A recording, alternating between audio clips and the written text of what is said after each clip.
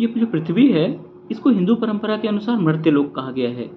इस धराधाम पे जो भी व्यक्ति जीवन को प्राप्त करता है वो एक न एक दिन मरता अवश्य है। उसमें जितना प्राण है, उसमें जितना जीवन है, उस जीवन को जी करके वो मर जाता है। लेकिन किसी की मौत उसके मृत्यु के बाद वर्षों बरस तक याद रखी जाती है। उससे लोग अपने आंखों को नम करते हैं, दुखी होते हैं। जब भी याद आता है वे कष्टित हो जाते हैं, परेशान हो जाते हैं। और कुछ लोग ऐसे होते हैं जिनकी मृत्यु पर लोग पटाखे फोड़ते हैं, उल्लसित होते हैं, खुश होते हैं और उसको बार बार याद करके मारते हैं। जैसे कि रावण, हर साल लंका दहन होता है, हर साल रावण का दहन होता है। उस जैसे व्यक्ति की मृत्यु पर लोग उल्लसित होते हैं, खुशी मनाते हैं। लेकिन जिस व्यक्ति को मरने का सलीका आता है वह जीने का शऊर भी सीख जाता है। एक शेर है ना, मरने का सलीका आते ही जीने का शऊर आ जाता है। तो जिस व्यक्ति को मरने का सलीका आता है, अर्थात जो व्यक्ति यह जानता है कि वो किस तरह से मरे, मृत्यु के बाद उसे किस तरह से याद किया जाए, वो कैसी अपनी विरासत छोड़ के जाए, तो उसे जीने का तरीका भी आ जाता है और वो मनुष्य बन जाता है। विवेकानंद कहते हैं कि the most important mission of my life is making man a man. हम इस जीवन में, हम इस धराधाम पे, ईश्वर ने हमको 2 हाथ, 2 पैर, 2 आँख, 2 कान और एक नाक दे करके, मुंह दे करके, जुबान दे करके, सोचने समझने की क्षमता दे करके, एक जीवन दे करके हमको पुरुष या स्त्री के रूप में तो भेज दिया। लेकिन मनुष्य बनना वो हमारे हाथों में है कि हम किस तरह से मनुष्य बन जाते हैं। तो मनुष्य बनने की प्रक्रिया किस तरह से होती है और कैसे व्यक्ति मनुष्य बनता है, इस पर मैथिली शरण गुप्त ने एक बड़ी ही सुंदर कविता लिखी है कि हुई न यो सुमृत्यु तो वृथा मरे वृथा जिए, मरा नहीं वही कि जो जिया न आपके लिए। यही पशु प्रवृत्ति है कि आप ही चरें, वही मनुष्य है कि जो मनुष्य के लिए मरे।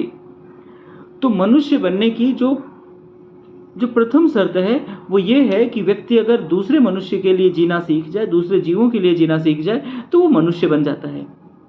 और कुछ इस तरह की शर्तों पर अगर हम रतन टाटा जी को कसने की कोशिश करें तो हमें पता चलता है कि निश्चित रूप से वो सर्वश्रेष्ठ मनुष्यों की कैटेगरी में आते हैं, सर्वश्रेष्ठ मनुष्यों की श्रेणी में आते हैं। मनुष्यता के जितने भी पैमाने हैं, जितने भी मानदंड हैं, उस पर वे 100% खरे उतरते हैं। वे 24 कैरेट सोने की तरह खरे थे। वे अपने लिए नहीं जीते हैं, वे समाज के लिए जिए।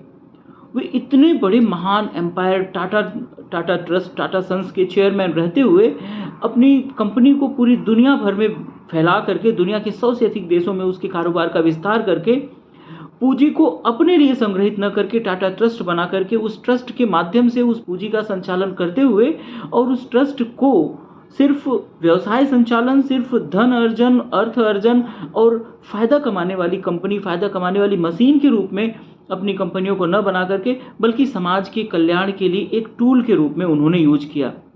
उन्होंने अपना पूरा जीवन मनुष्यता के लिए, पशु पक्षियों के लिए, गरीबों के लिए, दीनहीनों के कल्याण के लिए अपना पूरा जीवन समर्पित कर दिया।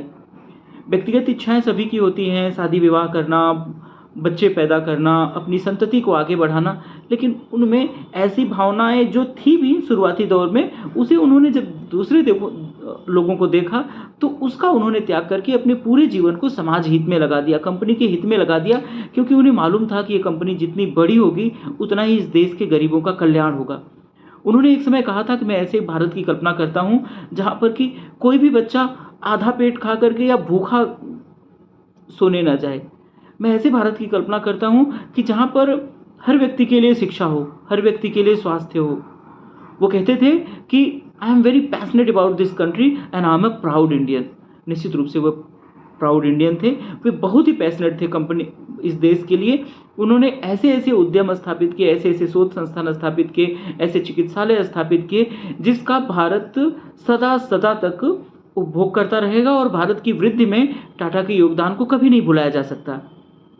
सिर्फ भारत के योगदान, मतलब छोटे छोटे व्यक्तियों के लिए भी उनका जो योगदान है, उनकी जब मृत्यु में आए हुए तमाम लोगों ने टीवी कैमरे पर आकर के जब अपने अपने कुछ एनेक्डोट्स, उनसे संबंधित कुछ कहानियां कही, तो निश्चित रूप से वे आंखें नम करने वाली थी। ऐसी एक कहानी उनके यहाँ पेपर देने वाले हरिकेश की आती है। हरिकेश बताते हैं कि वो उनके यहाँ 20 साल से अखबार देते रहे हैं, कहा एक बार जब टाटा जी को पता चला कि हमारे एक रिश्तेदार को कैंसर हो गया है, तो उन्होंने सीधे पत्र लिखा और टाटा मेमोरियल में मेरे रिश्तेदार का इलाज करवाया। न सिर्फ इलाज करवाया बल्कि इलाज के खर्च के लिए अतिरिक्त 5 लाख रुपए और भी दिए। तो वे कभी किसी को बड़ा या छोटा नहीं मानते थे। सोचिए कि ये एक अखबार विक्रेता जब वे अपने गार्डन में बैठ करके अखबार पढ़ते थे, तो कभी-कभी जब उसको देखते, उसकी साइकिल पर आते हुए उससे हाथ हिला करके उसका हाल-चाल भी पूछते। कहाँ इतने बड़े कॉन्ग्लोमरेट के स्वामी, कहाँ इतने बड़े महान एम्पायर के स्वामी, व्यवसाय सम्राट, और कहाँ वो छोटा-सा पेपर विक्रेता। लेकिन उन्हें उसकी चिंता थी, उन्हें उसकी सुध लेने की उन्हें जिज्ञासा होती थी कि कैसा है उसका हाल-चाल वे पूछते थे। सिर्फ इतना ही नहीं, उनकी एक प्रिय कार मर्सिडीज़ थी जिसको धोता पोंछता था एक हुसैन शेख नाम का व्यक्ति। जब उस हुसैन शेख की बिटिया की शादी होने को हुई, तो उन्होंने 50,000 रुपए की मदद उसकी बिटिया की शादी में किया। वे हर व्यक्ति के सुख-दुख में शामिल होना जानते थे। वे अपने कर्मचारियों को इस तरह का आभास कराते थे जैसे कि वो उनके कर्मचारी ना होकर के बल्कि उनके सहयोगी हों।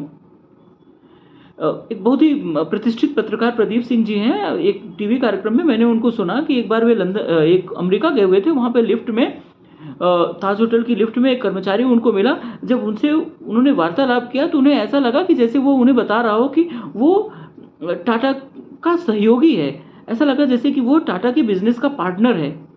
तो जब इस तरह की भावना कोई व्यक्ति अपने कर्मचारियों में भर दे, तो निश्चित रूप से उसके कर्मचारी उस कंपनी के लिए अपनी जी जान लगा देते हैं। ऐसा कहा जाता है कि टाटा कंपनी में कोई व्यक्ति ज्वाइन करता है, कोई व्यक्ति छोड़ के नहीं जाता। वर्तमान में हम देखते हैं कि कंपनियों में होता है कि हर व्यक्ति कई बार कंपनियां बदलता रहता है। कहीं 2 साल काम किया, कहीं 4 साल काम किया, कोई 3 साल काम किया।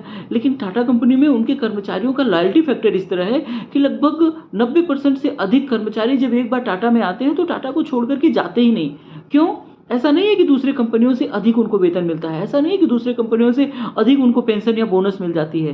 नहीं, जितनी अन्य कंपनियों में वेतन मिलता है, लगभग उतना ही वेतन उनको भी मिलता है। लेकिन वो जो प्यार मिलता है, जो आत्मीयता मिलती है, जो कंपनी में सहभागी होने का भाव उन्हें मिलता है टाटा में, वह अन्य किसी जगह नहीं मिलता। तो टाटा ने सिर्फ उन्होंने बिजनेस को नहीं बढ़ाया, जो नैतिकता पूर्ण बिजनेस कैसे किया जाता है, जो इस सोच को डेवलप किया, मैं आशा करता हूँ कि ऐसा भारत के सभी उद्योगपति करें। और भारत देश के प्रति सभी उद्योगपति अगर इस तरह समर्पित हो जाएं, तो निश्चित रूप से भारत देश सोने की चिड़िया हो जाएगा।